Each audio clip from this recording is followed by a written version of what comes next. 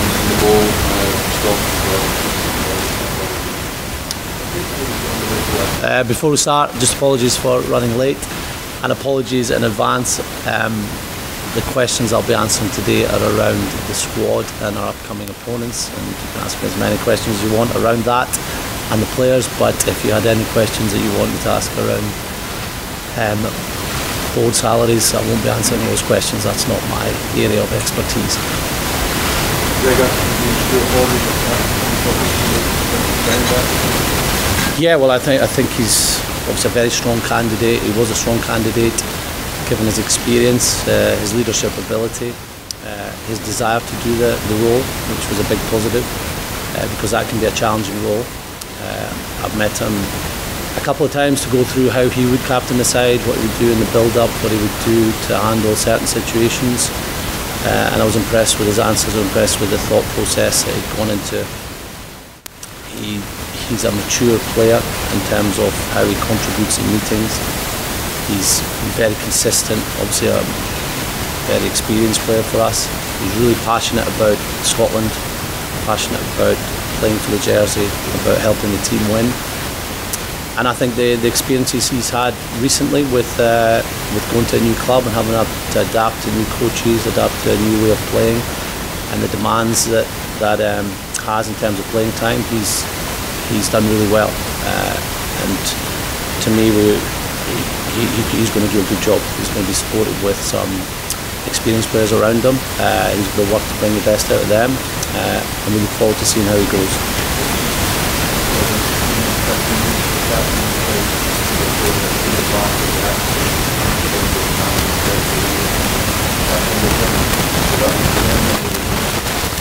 That was certainly something we talked about. It is unusual. For some reason, it's fullbacks haven't captained. I did have a fullback as captain, and I remember at the time I played 13 and 10 for Scotland when Gavin Hastings was captain, and it was great to have the captain as someone outside me and give me confidence to play. So I know the effect a 15 can have around the players around him. We have to have other people that can speak to the ref at certain times. With penalties, fullbacks will have time to come and chat to the ref. But it might be around the scrum, or maybe Stuart's not going to be the person to speak to the referee anyway. But the referees now will speak to hooker, speak to a scrum half, maybe someone in the back row if it's around the contact or around the scrum. So we're just going to make sure we work that well with the players we have.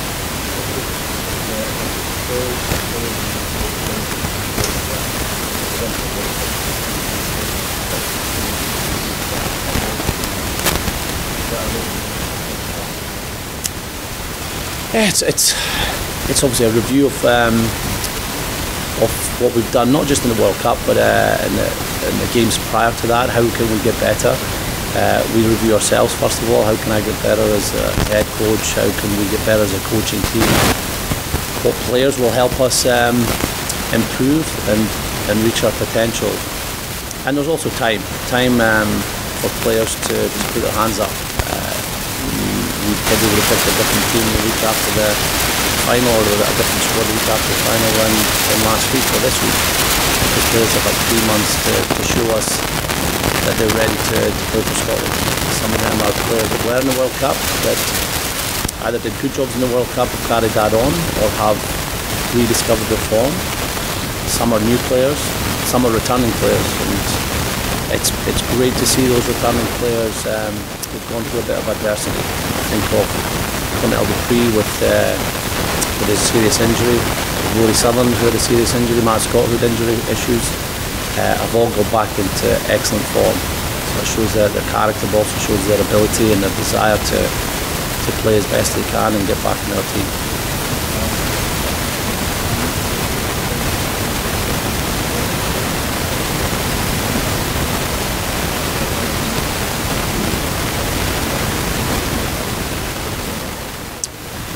Yeah, well, look, at the time, I'm not sure if we discussed it as a media group ahead of Japan. I know that was a quick turnaround, but that was obviously a tough decision to make. I'm not sure not to start against Japan and not to be captain, but him and I had been meeting regularly during that period, and he hadn't played at his best, and we felt at the time that was because of the new responsibilities and pressure. I suppose that's a word of being captain. And the most important thing is, who's ever captain, they play well and they're able to play well. Stuart has been one of our best, most consistent players and trainers for the last 2 or 3 years, and he wasn't able to get to that level in the World Cup. So we want to make sure that doesn't happen again, and we think a different captain will enable him to focus on his game. He's still a key leader. Him and Fraser Brown are two very experienced players for us. I've met them both regularly or a few times since the World Cup, and their contributions to how we've reviewed things, but also their contributions when they come into camp will be very valuable.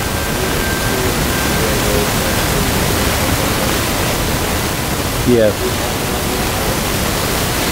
No, they're all injured. So Richie and Blade have both been out with head injuries, so both are unavailable just now. So we made the decision not to include them until they get back into full training and playing. Sam Skinner is back full training, but he's not played a game. He might not be involved with Exeter this weekend, but we're hoping that he plays for Exeter A team on Monday. They have a league game the following week. If things go well, Sam could be playing for Exeter within a couple of weeks.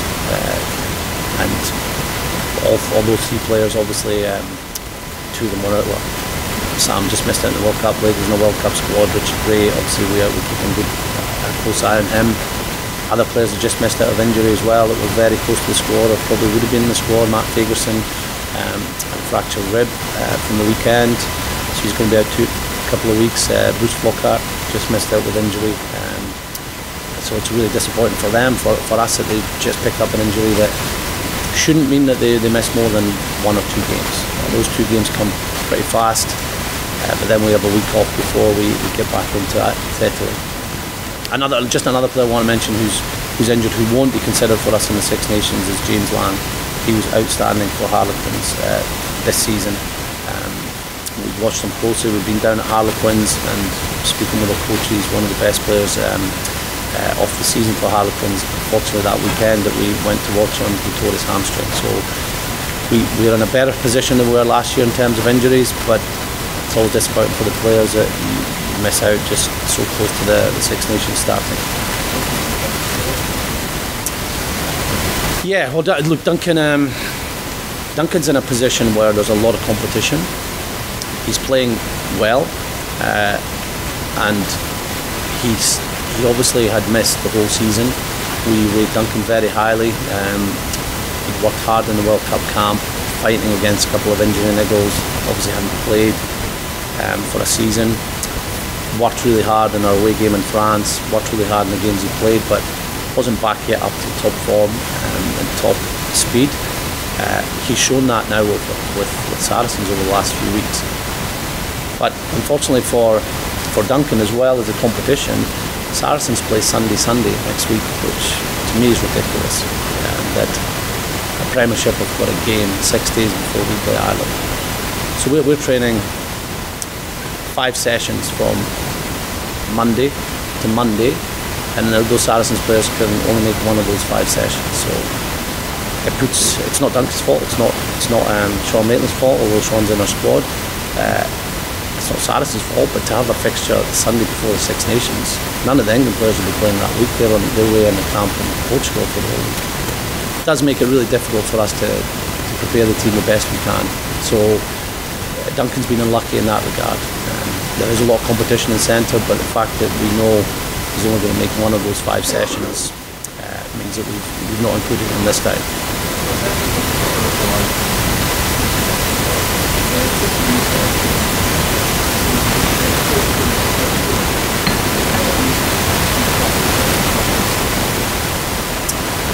Yeah, look, I think you do that every campaign. This is the biggest gap we'll ever have as coaches between a World Cup and Six Nations. Normally it's November test, which you finish up end of November, begin December, and Six Nations comes around pretty quickly. But we will look at each campaign as right, what are the guys doing in between campaigns? Are they playing well? What is our reviews? Where do we need to improve? This is a longer period. We've had 3 players retire. We've got a good chance to look at where we think we need to improve. We've got coaches move on, and one who will be moving on at the end of the season. So we need to bring in someone else in to work with the forwards. So yes, it'll be new for the players, and that already myself and the coaches, we've learned how things we might have to do slightly differently, but there's new voices as well that they'll hear.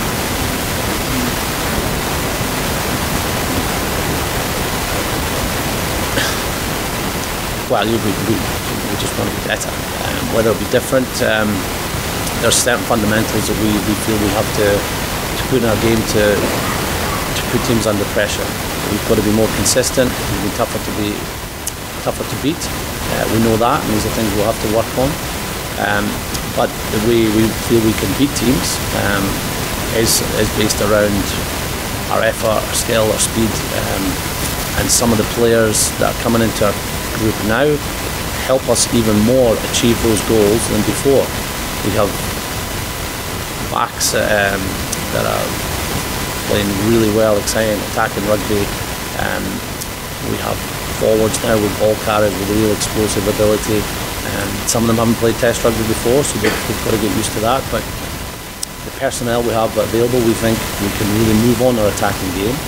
And we know we have to make shifts and being tough to beat. And that goes around what we do with our attacking game, we look after the ball, but also around our defence.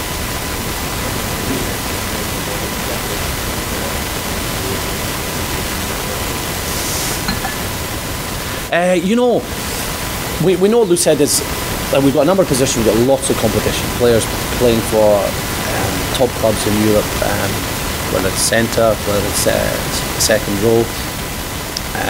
Lou said we probably don't, but I've been really pleased with how Rory Sutherland's played. Rory Sutherland at the weekend went up against a huge pack over in Bordeaux.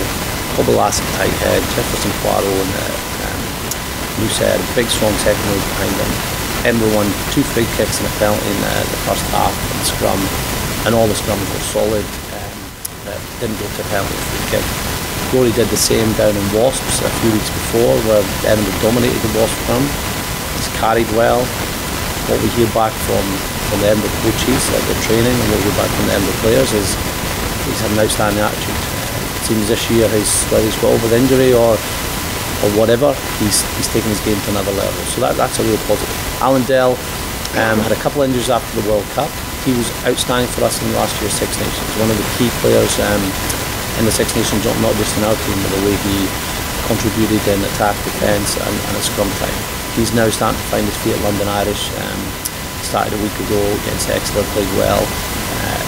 So we see him time, hopefully, but we believe he's timing his run, his form at the right time. Jamie Barry has an opportunity. He started in the Pro 14 final for Glasgow, won his starting place at Glasgow last year.